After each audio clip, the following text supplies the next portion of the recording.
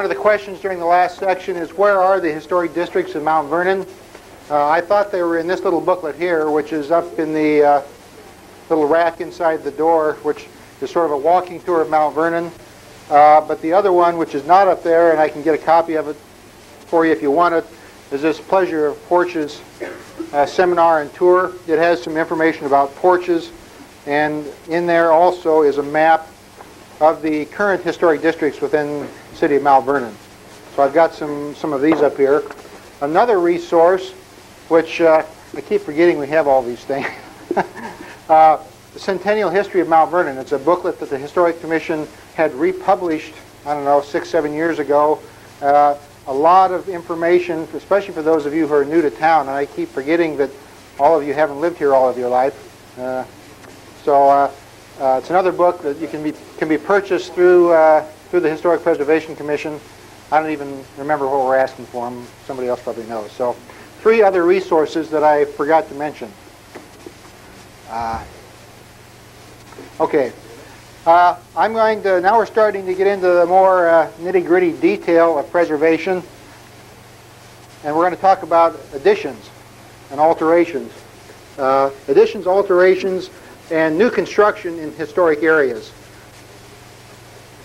We're going to talk primarily about the first 2 items here, additions to period homes, and also garages, both attached and unattached. Again, as we expressed earlier, the preference is certainly for an unattached garage, but if you want to build an attached garage, there are ways that you can do it to lessen the impact of the garage on the structure. Briefly, we'll probably talk about new homes in historic areas, and I've got a few things on non-structural and cosmetic changes. Porches will be talked about this afternoon during the porch session. In each one of these things, additions and garages, we're going to talk about 4 different areas. First would be the scale and form of the addition or garage. In other words, how big is it? How big is it relative to the original structure? And what is the form of the shape? Is it a box? Is it a long, thin shape? That makes a difference in terms of how it impacts the structure. The next most important thing is the roof form. And you'll see some, you drive around town, you'll see some pretty sorry excuses for roof forms on buildings. And now is a good time to say this. There's probably an outside chance that one of your homes might be on this on this thing as a don't. We'll just assume that was done before you moved to town. And if you did it, then I apologize. But that doesn't mean it's not a good addition. It just may not be historically accurate. Materials are the third thing we'll talk about, and the last thing is detail. So keep that in mind as we talk about the different modifications to structures. These things apply to all the different formats that we're talking about. Additions are probably, in most cases, as old as the house itself. You look at the early pioneers. A lot of them moved to town, moved into the area. The first thing they had to do was get a structure up so they had shelter. So they probably didn't build initially the structure that they wanted, but they built something that basically sufficed to provide them shelter for the winter. In many instances, the next year, they were already adding on to the structure. And of course, I'm an architect. I like to say that, and I don't say this proudly, maybe not. I don't think I've ever designed a structure that ended up being built exactly the way it was designed. In other words, buildings are undergoing modifications even as they're being constructed. So additions and modifications to structure are to be expected, certainly to be encouraged. You look at the old Victorian homes. Those were built in a time with horses and carriages and that type of thing. They don't fit the way people live today. Porches are another example. Now instead of having a porch out front to look at the people across the way, now we want a private deck out back. So the use of buildings changed, and so we have to expect that there will be modifications to the buildings. So I'm going to start out with some very general do's for additions. The first one, and again you'll hear these said again and again, I think Dick and Leah mentioned them earlier, and I'll reinforce these, is the first thing you do is design something that will have the minimum impact on the original structure. Now we'll talk about several ways of doing that, but so number one, design for minimum impact. Second, you want to repeat forms, materials, details from the original structure onto the old structure, or onto the new structure. I'm not saying every little Victorian detail needs to be copied, but the general feel that you get from the massing, if it looks like it's got a horizontal line to it, try to carry the horizontal lines through. Carry the look and feel from the old original structure to the new structure. And then last, if possible, make the alterations look original. That doesn't mean you can't have a somewhat simplified version, but those are three major do's in terms of additions. Addition don'ts, for all practical purposes, just the opposite of that. Don't make the addition dominate the original home. A good addition looks like it was always there. Don't introduce new styles and forms into the addition. In other words, if it was a Greek Revival original building, don't redesign it or put your addition on as a stick style or some other architectural style that really wasn't part of the original structure. And lastly, don't remove or cover the ornament. In many of these houses, the ornament is all they've got going for them. The gable ends add a tremendous amount to the house. The little brackets underneath the porch add a lot to the house. The window trim adds a lot to the house. Don't cover those up if at all possible. Now we'll get a little more specific. When I said don't introduce new forms, this is one of the worst examples, and I don't think, even if the owner's here, I know they didn't do this addition, but I mean, here you have a beautiful little brick house and a shed roof, which of all things terminates in the middle of nowhere. I'll probably show this example again later, but this is sort of I start off with the worst thing you can do, and then we'll probably finish up with a very nice addition. Okay, the first item within this is what I call scale and form, and we talked about that. Several things you can do to make an addition have less impact on the structure. One is to have it step back from the original. In other words, if you've got a big square house and you're putting a big addition onto the back, step back 4 feet, or at least have a break between, step back and then come back out again. Provide a break between the original house, which probably had proportions that were thought out, well, maybe not thought out, but at least become used to them. And don't take that house that had a 20-foot depth front to back and make it an 80-foot depth. Second is you can step down. In other words, if you've got a 2-story house, it's not necessary that you do a 2-story addition. Sometimes when you step from a 2-story to a 1-story, that provides a nice break and helps make that addition so that it does not dominate the original structure. A third way is if you do have to have a big, large addition, look for ways that you can break up the form of that addition. In other words, roof form, dormers, the windows, there's a lot of different ways you can actually break up what would be a long, expansive wall and make it look smaller. And then fourthly, especially on small additions, I call it the porch look. You can take a small addition and add it on to almost any house in a variety of different locations and make it almost look like it's a porch that was tastefully enclosed. In these big L-shaped houses, the area where the crux of that L is a good space to put an addition on, and I'll show you some other examples also. Don'ts with regard to scale and form. Don't ever, if at all possible, make the addition project out beyond the original house. The addition project beyond the original house. If it's a front, you probably can't do it because of zoning regulations anyway, but still, as soon as something projects out in front, especially if it's a garage, it really has a negative impact on the structure, and you don't want it to dominate the facade, which it will do.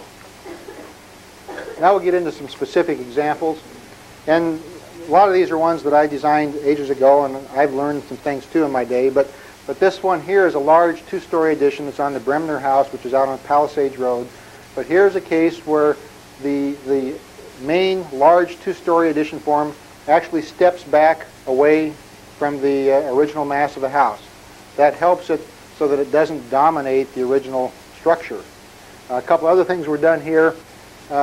We debated during the design of this project as to whether to go with the horizontal lap siding or a board batten look. There was some examples, maybe not in Mount Vernon, but historically some precedents to a board batten look. That gives us a chance to paint it a darker color, which also helped it recede.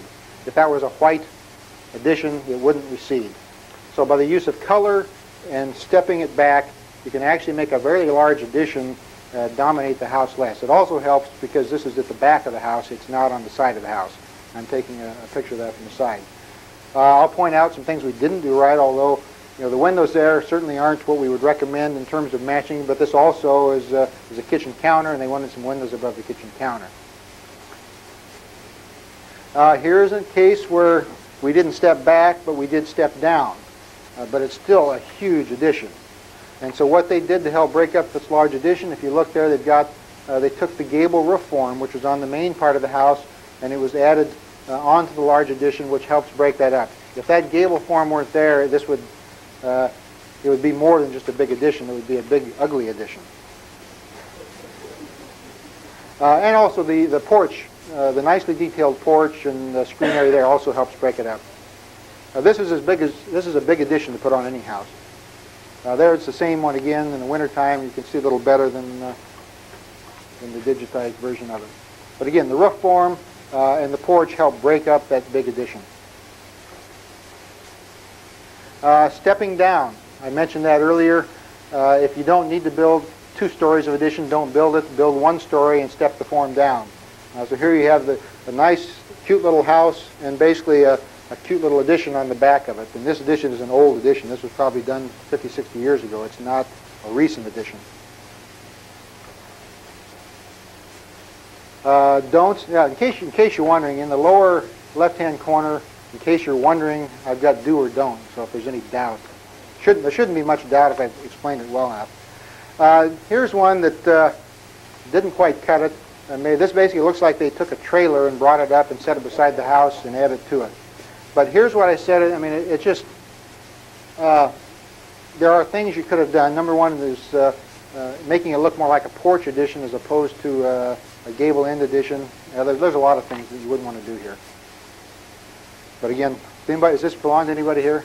Good. Oh, I had a question before I moved. How many people are from outside the Mount Vernon area or Lisbon area? Quite a few. How many own or rent houses in Mount Vernon? Okay. So there's a good chance I'll probably hit somebody's house in that. The next thing, and this is probably even more important than scale and form, is the roof form. As you saw by that shed addition that I showed you when we led into this, the roof form is probably one of the most dominant things you see in a house. And there's 2 different things relative to the roof form. One is the form itself, whether it's a gable, a hip, or a shed type of roof. And the second is the pitch. Both of those are very important things. So on a large addition in particular, if you're adding a large addition to an original house, you really should match the form and the pitch of that roof to the extent possible. Now, if you got one of those 12-12 pitches, maybe you can cut it back to an 8-12, but you still should use a high-pitched roof. Match the material of the roof.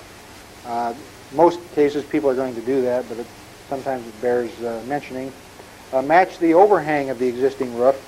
If your existing roof had a 16-inch overhang, carry that through in the addition. Don't expand it out to 2 or 3 feet, or don't cut it back to no overhang.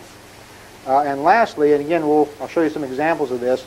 If you're doing one of those small, what I call porch-type additions, you don't have to match the roof slope of the main part of the roof, because in most cases, the porch roofs were at a shallower slope anyway, so when you put that smaller porch-type addition on, you can get by with a lower-pitched roof, and I'll show you some examples of that. Don't use a shed roof, at least an unattached one. Now, some cases you can use a shed roof if it's attached, but again, you have to be very careful on the style of house while you do that. The flat roof form, well, basically the flat roof form is almost never appropriate. The only place you ever see that is on some of these square houses at the very top, and maybe a widow's walk or something around there. You see a flat roof, but otherwise, it's really an inappropriate form. Not to mention that it'll probably give you some problems with leaking down the road. Don't cover the detail in the gable ends. Leah showed you some examples of the vertical siding placed in the gable end. I think you can probably find a couple of those here in Mount Vernon. The gable end, typically they use a cedar shingle up there, which will weather forever. Don't cover them up. At the most, you should have to paint them every once in a while. And then don't introduce a new shape. In other words, if the house is a gable roof form, don't introduce a hip form unless it's in a porch or somewhere where it's appropriate. Now we'll show you some examples of all those different things. Again, you saw this little addition earlier. Look at the main roof form. It's a front-facing gable. The addition takes the same roof form and carries it through in the shorter addition. Here's another large addition. It was done to the back of the house, so you could probably get away with more there than you could in the front. But look at the main house. Hip roof, and so we carried that through on the addition to the back. And this is a large addition. This is like a 800 or 900 square foot apartment that was added to the back of the original house. There's several other things that this does nicely. It carries through the foundation line of the original house. It's carried through in the addition. So we try to carry through some of the strong horizontal lines from the original house to the addition. Here's one of those cases where you can actually take a fairly large, in this case it actually was a porch, I believe, that was enclosed, but this is one way that you might be able to put an addition on a house. In other words, make it look like it was a porch that was tastefully enclosed. Now this one, actually this looks like an addition from the get-go. Now here's a case where you can actually modify the roof form. Porches almost always had a hip-type roof form on it. In other words, they didn't expose the gable end of the porch. They usually returned it. Even though the house itself is a gable-end house, the porch is done with a hip enclosure, and that's fairly typical.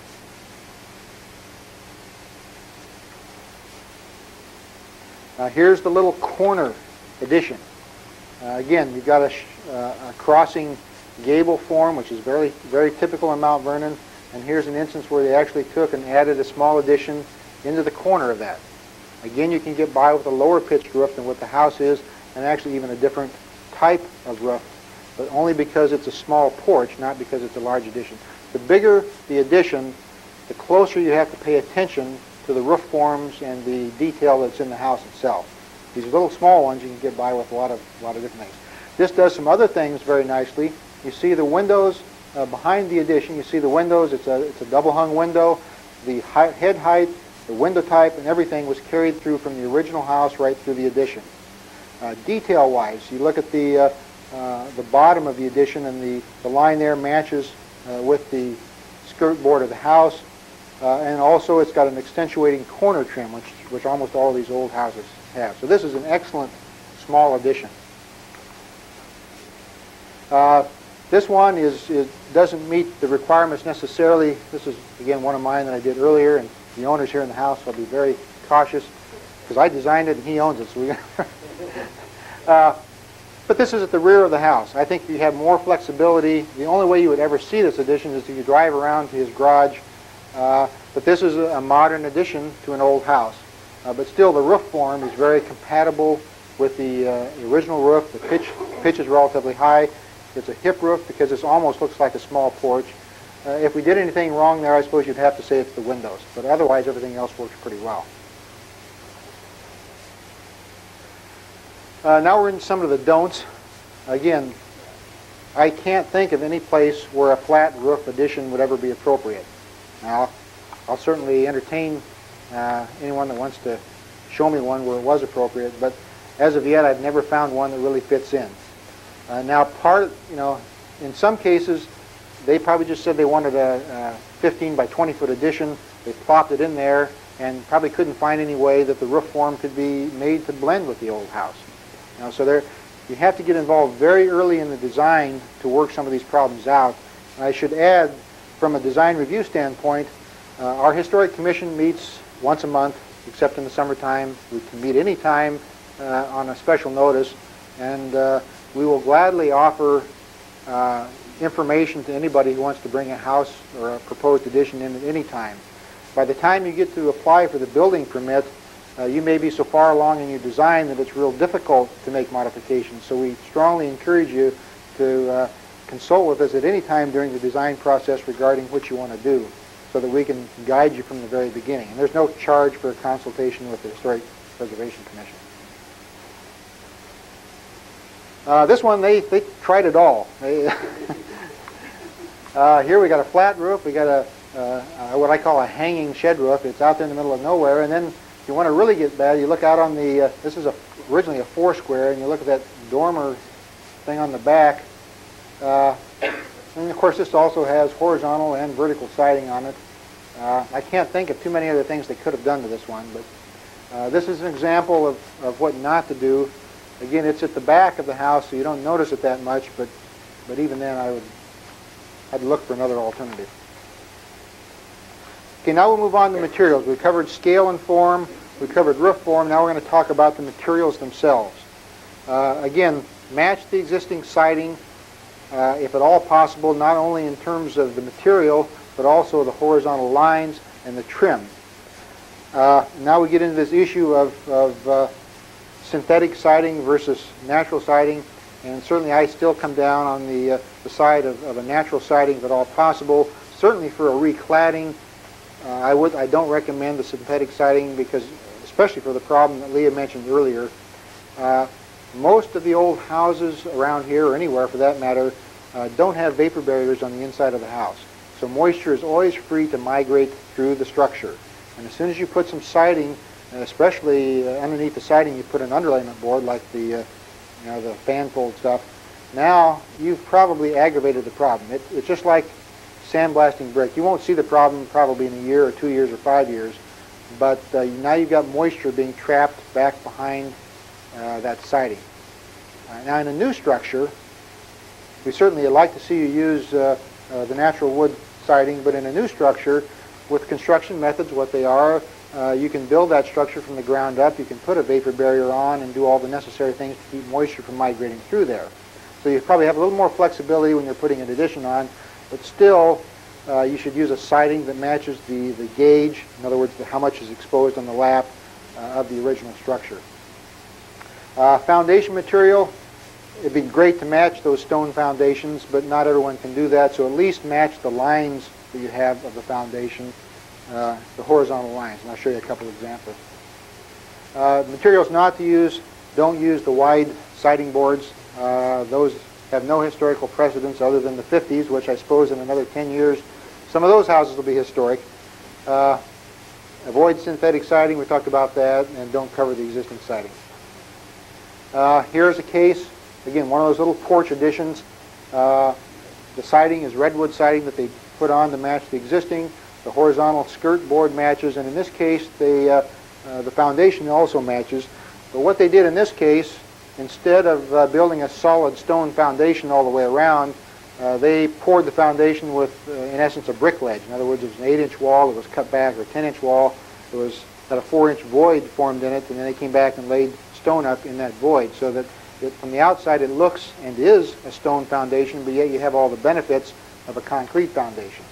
Obviously that's going to cost more, so not everyone may want to do that, but there are ways that you can take even a stone foundation and carry it through without having to actually build the entire foundation out of stone. Some other things to note here, look at the window height. Has a very tall, skinny, double-hung window. They match that. Now, you should at least try to match the head height. The window height itself, you may have things going on inside the house that dictate a higher sill height. If possible, try to match the window height. If that's not possible, at least match the head height. And this also has a wide siding board. It has a wide trim board. It has a skirt board. It does just about everything that you want an addition to do in a house. Here's one that I saw under construction. Again, this person's doing just about everything the way we would recommend it. In fact, everything the way we would recommend it. The horizontal lines come through. This is a cast-in-place foundation, and I guess I would recommend the smooth one if you have a choice as opposed to the brick one. The brick foundation, cast-in-place foundation doesn't look that great. They have the accentuating corner trim, and they did something here which I think is perfectly legitimate. In fact, sometimes that's even better. Where the old meets the new, they actually have a board there that covers up that joint. Two things that does. Number one, it means they don't have to get a decent look, they don't have to tooth back into the old siding to make it work. And plus, it's an addition. It's always going to look like an addition, so a strong line at that point is not an objectionable thing. Roof pitch here, this would be a tough one would have been a tough one to enclose in the like a porch because of the way it's done. But I think this is an acceptable way of doing it in this case. Dick showed you this one earlier. This is the brick Greek Revival that was covered with a urethane system and then a spray coating over that. Number one is historically it's just it's not good. But number two is I think they're going to have incalculable damage to this structure as time progresses. Plus, this stuff will probably fall off anyway. A close-up. You saw the original one. It wouldn't have taken much. Now, there's probably two reasons they did this. One was they didn't want to tuck point the structure, which probably would have been less costly than doing this. The people that sell these kind of systems advertise that this is a insulating system.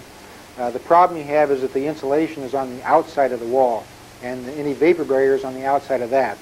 So the only thing that can possibly happen with this type of material is that moisture migrating through that structure is going to condense in the insulation. Again, obviously they didn't ask us. And here's a case of wide siding, and here is what happens when you remove a porch. There obviously was a porch on this structure. They tore the porch off, they put a wide siding on it, and it forever has altered the appearance of the structure. And lastly, on additions, we'll talk about details. Again, I said match the foundation lines to the extent possible. This is a close-up of that one I showed you earlier where the horizontal skirt board goes through.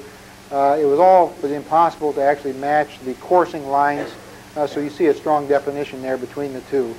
But here's a case where they continue the skirt board, the horizontal siding, and even the material, at least, of the foundation through. Some detailed do's and don'ts. Again, I pointed this out earlier. Match the window type for sure. If it's a double-hung window, use double-hung windows. Until about 15 or 20 years ago, double-hung windows were really sort of the second-rate window, especially with regard to energy efficiency. The casements, because of the way they closed, were much more energy efficient, and the double-hungs would rattle in the frames, and the amount of air that would infiltrate through those was just phenomenal. In this day and age, with the way they build windows, you no longer have to really take second place with a double-hung window. With the kind of plastic rails they have and the latches and everything, today's double-hung window is far more efficient than the old ones, and there's no reason, at least from an energy standpoint, not to use double-hung windows.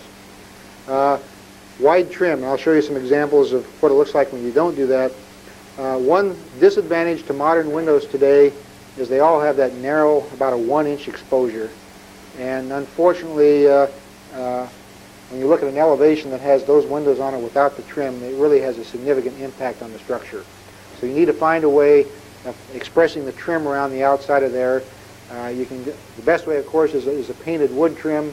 If that doesn't work for you, then you can actually get people to clad them in metal. But a wide wood one is always the best way to go.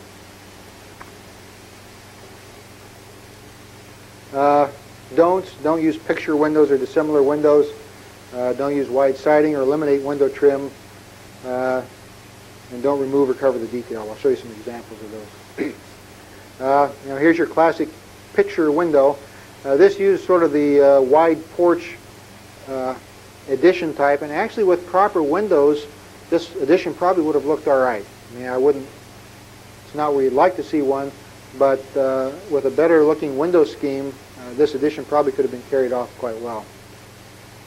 If you've got to have a wide expanse of glass, group a series of smaller windows as opposed to using one large window.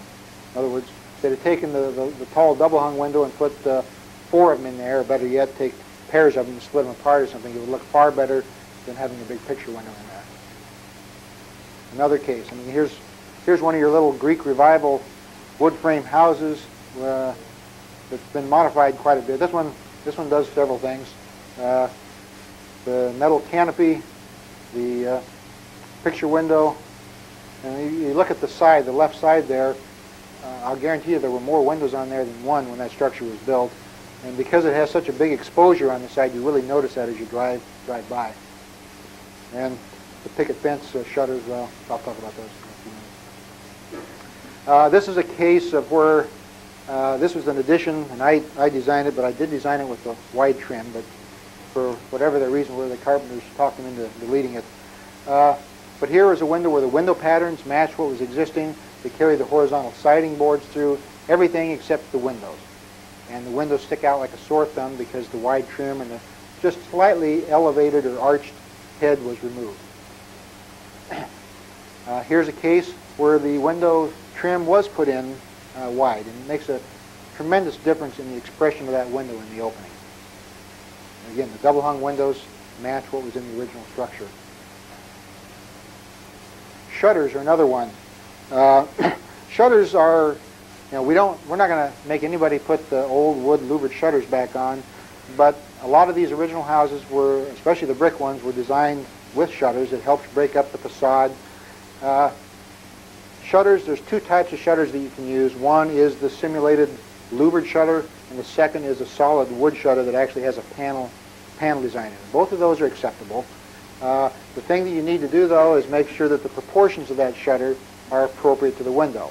In other words, the height should be as close as possible to the height of the window. If it doesn't quite make it a little bit shorter. Unfortunately, those shutters are made in, 52 inches, 56 inches, even 4-inch increments, so it may not exactly match your window type. And try to pick one that's half as wide as the window, so it looks like it, in theory, could shut at an appropriate time. The vinyl shutters, which are very popular today, I've had them on a brick house that I had out in the country, and they're very touchy to work with. Vinyl, and this is another saying against the site, vinyl has a tremendous expansion and contraction rate when it's hit by the sun. So you put those anchors in there to hold it in there. If they don't, I'm getting into the detail here, but when you put those on, try to make sure that the hole for that screw that holds it on is a slotted hole so that shutter can expand and contract. Otherwise, it'll eventually work it loose. Don'ts with regard to shutters. Again, I like shutters, but this one here, first of all, it's a picket fence type shutter. Second, the width of the shutter is totally out of proportion to what would actually have been there. And then you go down to the little door there on the side. Well, this is a don't, in case you didn't catch that. Avoid introducing new materials or dissimilar materials. You can't really see it here. Now, I'm not talking about the windmill. That could actually be picked up and moved. But this one has it's entirely a wood structure, and inside the entrance porch there, they put brick. And not only did they put brick, but they put a brick that certainly historically wouldn't have been found in the area. So avoid introducing dissimilar materials, especially if there's no historic precedent for it.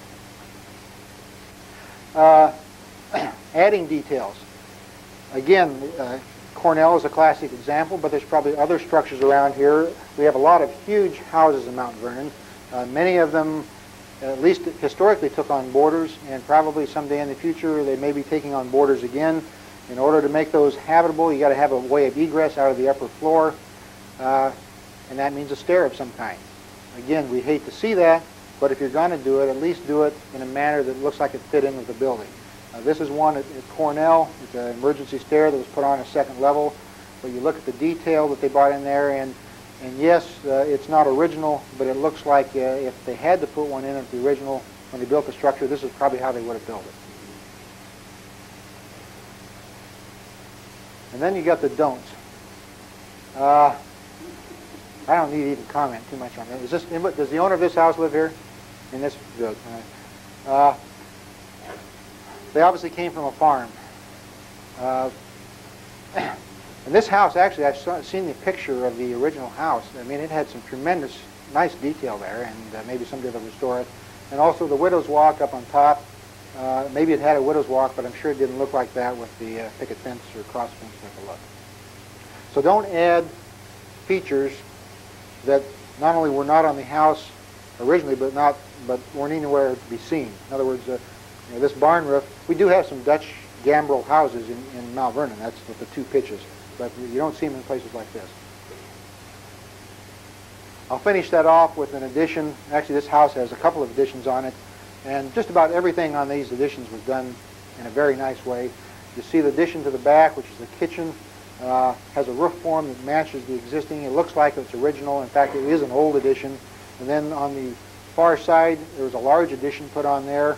But again, the roof form, the original structure was matched, the window height, the window trim, the siding. This is right when you enter Mount Vernon from the south. This is the very first house I think you see on the right after you come into town. This is the back of it. The front looks nice also. But if somebody's willing to do this on the back, you know they did a good job. Now we'll move on to garages or any type of outbuilding for that matter. Probably nothing changed architecture more than the advent of the automobile. It changed a lot more than architecture, but certainly had an impact on the design of houses. In the old days, if you had a means of storing your transportation, which was probably a horse, it was done back behind. Now in most houses today, you drive through any subdivision, the thing that sticks out the most is the garage. And obviously adding something like that to a historic house has to be done very carefully, otherwise it will dominate the structure. So I've got here obviously a few ones that don't, but we'll start off. Some things about garages, some do's. Number one is set it back as far from the street as possible. I've got a couple examples here where it's actually right out on the property line. Our zoning ordinances and things now wouldn't allow that to happen, but there are quite a few garages scattered around the city where before we had appropriate zoning that would allow a garage to be built right out almost on the property line. Separate it from the house if possible. It's not always possible, but certainly that's the ideal way to do it. Use a roof type that was present on the original house. If the house had a hip roof, put a hip roof on the garage if at all possible. Put an appropriate overhang on the garage. I like to use the single doors as opposed to the double doors. Again, a double door is such an expanse of opening that it's hard to ignore. At least with a double door, it looks like it might be more appropriate. I like the square corner doors. I've done plenty of the angled corner ones, but there certainly isn't any historic precedent for it. And then match materials and detail from the original home. And don't attach it to the house. Basically, we're just the opposite of the do's. Here's the one I was referring to that was, there is a historic house behind it. I cropped that out. But here's one that's built right up on the property line. This wouldn't be allowed in today's zoning, would it, Dick? Okay, good. But even if it was, the pitch of the roof and a variety of other things make it, there's almost no overhang. This wouldn't be an appropriate historical garage even if it were allowed. Here's another one. Again, you look at the house adjacent to it. In this day and age, the garage wouldn't be allowed to be built that close to the street. The further you set it back, the more flexibility you have in terms of what you do, because it's going to have less impact on the house. But the fact that it's set out on the property line, it has a double garage and a low pitch roof, and it makes it stand out against the house. Another one, this one's connected to the house. This was a nice old house, and this would have been a classic case to build a separate garage, even if it were only 6 feet away, and then use some type of a small connection to connect the garage to the house, a breezeway or a setback pathway. I've got an example that shows that earlier or later. But this one does several things. Number one is it's connected to the house. Design-wise, you look at the space above the garage door between that and the eave line, a broad expanse of material. If for some reason you had to do that, it would have been a good spot to maybe raise the header on the structural header and actually do some type of a clear story lighting above that in order to reduce that space if you really had to do it. The same one from a different area. It's got a higher pitch roof than a ranch type of garage, but it still doesn't begin to match the original structure. Now here's one where I said it's nice to build a detached one, but if it can't be detached, make it look as though it's detached. And here's a case where you have the larger mass of the garage is set back from the house and basically have an all-weather breezeway connecting the garage to the house. So you really, as you view the house until you're right up next to it, you view it as two separate masses. The house is a mass, the garage is a mass, but yet it's still connected through an all-weather area. You saw the addition to this house earlier. You didn't see the garage, but here you have three elements. All have the same roof form. The house has a hip roof form, the addition has a roof form, and the garage, which is accessed by the alley, also has a hip roof form. This is a nice garage, totally appropriate to the house. The overhang is proportional. The two smaller doors make it look very nice. Another one, this is, this Jane? Yeah, is this yours? Yeah. Now this one has a high-pitched roof, which the house has, but for all practical purposes, they could have gotten away with quite a bit here because it's, in fact, some people probably think they did. No comment. This one is set way back from the street. In fact, you don't even see this one unless you actually walk. I had to walk halfway back to behind the house before you even saw it. But this one has a very high-pitched roof, which fits into the neighborhood. Now you get into a quirk in our zoning ordinance, which here we're telling everybody you need to do these high-pitched roofs to fit into the house, but if you do a high-pitched roof, you're going to exceed the height that's allowable in our zoning ordinance. So we're trying to work that out. But you know, yeah, Dick. What?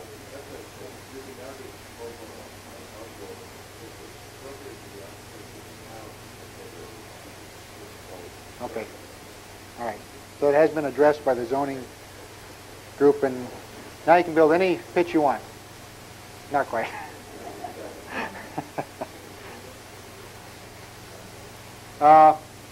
Here's another older garage. This one, again, picks up the roof slope from the original structure.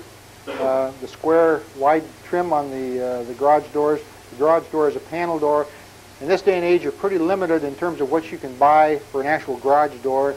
Probably the best ones are the steel-faced ones with the embossed panels on it. At least it breaks up the scale. Certainly better than the fiberglass ones that have the strong, horizontal lines to them. Another small garage. You see quite a few of these around. These probably date from the 40s, 30s and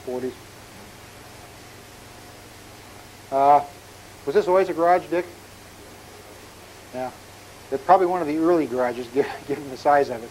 But here's one that's an outbuilding. It's something you shouldn't change anything on it unless you really had to. And we'll finish the garage section off by this one here, one of my favorite garages in town. It's got everything that the house has. The house has an alternating wide, narrow siding. They carried that through on the garage. They've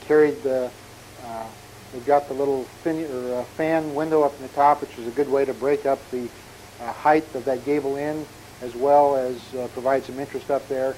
But all the detailing from the house is carried through on the garage. Plus, it's isolated. You can move this one a lot closer. It looks so nice.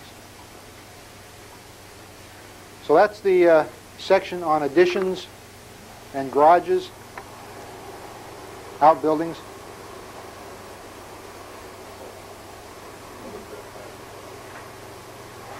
It's down, where Dick Rose used to live.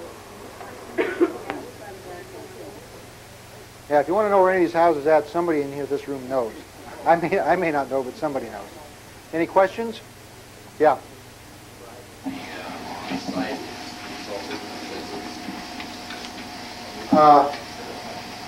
The commission? Yes. Ideally, we'd have everything reviewed. Are you talking about a project you already got under construction? Do you have plans for it, or no? Well, give me a call. I'll come. I was going to look at it. Everybody getting hungry? Okay. This afternoon's sessions we'll all get into a little more of the nitty-gritty. If you got questions about masonry restoration, porches, painting, and doors and windows, carpentry. Yeah. And also this afternoon we have several craftsmen from the area lined up to be around. They're not going to make presentations unless they want to, but we do have them available to answer questions because we've got answers, I think, from the design standpoint, but a lot of these tasks that we're talking about doing we have never done ourselves, so we have some craftsmen I think who can answer most of the questions. And we'll let them answer them, and then we'll tell you whether or not they're right. Sarah explained where lunch is at. You've got an hour and we wanted to make sure everyone had adequate time to eat, so we reconvene at 1:30. Thanks for coming this morning.